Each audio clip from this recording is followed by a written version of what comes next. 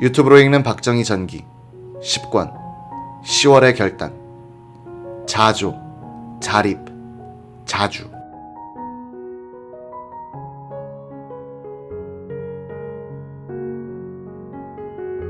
박정희 대통령은 통일보다 평화를 더 우위에 놓았다. 그는 1964년 12월 9일 서독 방문시 교포들을 만난 자리에서 통일은 꼭 이룩해야 하지만 한 가지 분명한 사실은 무력에 의한 통일은 있을 수 없다는 것이다 라고 말했다. 1969년 10월 1일 국군의 날 유시에서도 그는 이런 말을 했다. 우리는 북괴와의 전쟁을 원하지 않는다. 아무리 국토 통일이 민족의 수건이요 국가의 지상 목표라 하더라도 동족 상잔의 피비린내 나는 전쟁 수단만은 피해야겠다는 것이 우리의 진심이다. 우리가 지금까지 인내의 한계를 넘으면서까지 자제를 해온 이유도 바로 여기에 있다. 박정희가 평화를 택한 것은 남북한 간 전쟁만 일어나지 않는다면 경제 건설을 중심으로 한 근대화 전략에 의해서 북한을 압도할 수 있고 그런 후에 북한을 평화적으로 흡수 통일할 수 있다는 자신이 있었기 때문이다. 그는 1968년 11월 30일 수출의 날 연설에서 이런 충고를 하고 있다.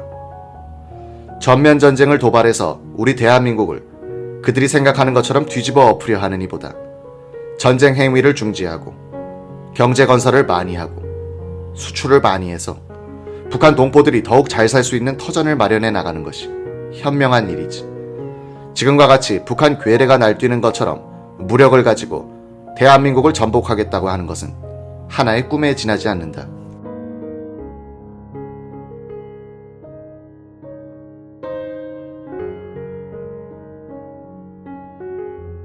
박정희의 아주 실용적인 통일론은 실사구시를 생활 철학으로 삼고 있었던 그에게는 아주 오래된 개념이었다. 예컨대 국가재건 최고회의 의장 시절이던 1962년 10월 8일 휴전 감시단의 체코 및 폴란드 장교들이 북한 지역에서 남한 지역을 방문했다는 보고를 받자 그는 이렇게 말했다. 김일성도 한번 다녀가면 좋지 않겠는가? 우리는 공산주의 때문에 사는 민족도 아니고 또 남의 나라 민주주의 흉내나 내자고 사는 민족도 아닌 것이므로 무슨 주인이 제돈이 하는 것보다도 민족이라는 실체가 더욱 중요한 것이다. 우리가 서로 만나서 흉검을 터놓고 이야기하면 남북이 아웅다웅할 필요가 있겠는가? 김일성이 온다면 그 신변은 철저히 보장할 용의가 있으며 이념의 꼭두각시가 되어 작두 위에서 춤추는 행위는 이제 그만둬야 한다. 박정희는 1970년 5월 23일 전국 대학생 대표들과의 면담에서 이런 말을 했다.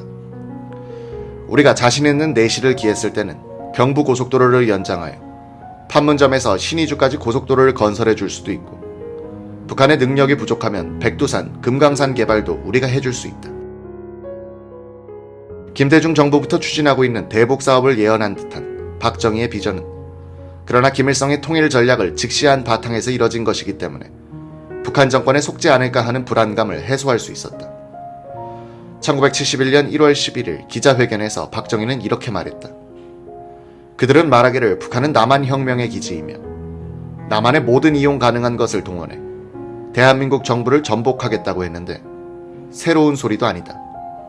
그들은 소위 평화통일이라는 것을 흔히 잘 들고 나오지만 그들이 말하는 평화통일이라는 것에는 전제가 붙어있다. 그것이 무엇이냐 하면 대한민국 정부를 반드시 뒤집어 엎어야 되겠다. 그러고 난 뒤에 남한에 남아있는 좌익단체, 소위 공산당에 동조하는 세력들과 함께 통일에 대한 문제를 다루겠다는 뜻이다. 그 내용은 무력 적화통일한 말과 동의어다.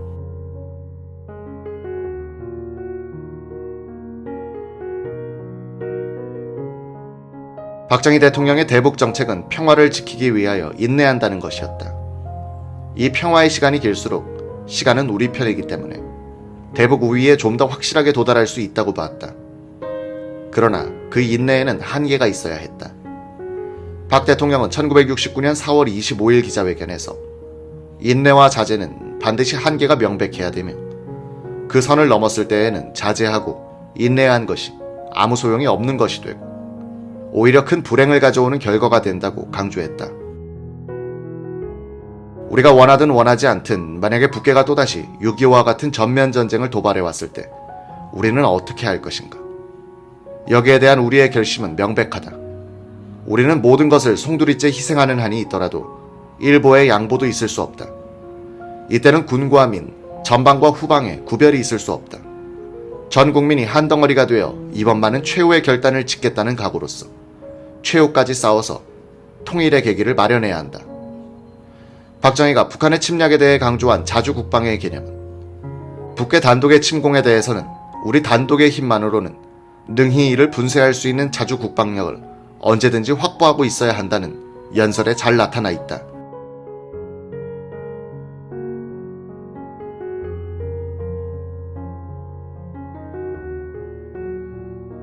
그는 자주국방 정신을 더 쉽게 설명한 적이 있었다. 우리가 살기 위해서는 이 나라를 우리의 힘으로 지켜야 한다. 우리나라는 우리의 힘으로 지키겠다는 결심과 지킬 수 있는 힘을 길러야 하고 준비를 해야 한다. 우리의 힘이 부족할 때는 남의 도움을 받는 것이 당연하다. 그러나 남이 돕는 것은 어디까지나 도움이라고 생각해야지 남이 우리를 대신해서 지켜주기를 기대해서는 안 된다. 나는 이것을 국방의 주체성이라고 말한다. 남이 우리를 도와주는 것도 우리에게 국방의 주체성이 있을 때 도움을 받을 수 있다는 것을 명심해야겠다. 어떤 사람들은 자주국방이라는 것이 무엇이냐?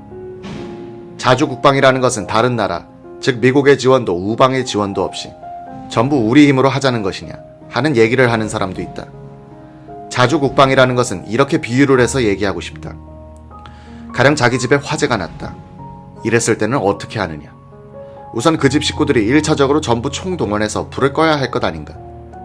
그러는 동안에 이웃 사람들이 쫓아와서 도와주고 물도 퍼다가 주고 소방대가 쫓아와서 지원을 해준다. 그런데 자기 집에 불이 났는데 그 집 식구들이 끌 생각은 안 하고 이웃 사람들이 도와주는 것을 기다리고 앉았다면 소방대가 와서 기분이 나빠서 불을 안 꺼줄 것이다. 국방도 마찬가지다. 우리나라를 지킴에 있어 전쟁이 도발됐다든지 무슨 사태가 벌어졌을 때는 1차적으로 우리 한국 국민들이 여기에 대해서 불을 끄자는 말이다. 우리가 불을 끄지는 않고 가만히 앉아 있으면 미국 사람들이 와서 들여다보고 도와주고 싶은 생각이 없을 것이다. 이것이 바로 내가 주장하는 자주국방의 기본 개념인 것이다. 박정희가 권력을 잡은 뒤 자신의 신조를 국가전략의 대강으로 전환시킨 것이 있는데 바로 자조, 자립, 자주정신이다. 그는 지금 우리에게 절실히 요구되고 있는 것은 자주, 자립의 정신무장이며 자조, 갱생의 생활신조이다 라고 말한 적도 있다. 그는 한국인이 의타심과 사대주의적 태도를 버리고 스스로의 운명을 스스로의 힘으로 개척하겠다는 자조정신을 가져야 그 바탕에서 자립경제, 즉 외국 원조 없는 국가 운영이 가능하다고 생각했다. 그런 자립경제의 뒷받침이 있어야 자주국방이 가능하고 자주국방이 가능해야 진정한 독립국가가 될 수 있다고 봤다. 아주 단순한 이 3자정신은 박정희의 18년 장기 집권 기간 중 일관성 있게 3단계 국가발전 전략으로 승화돼 실천됐다.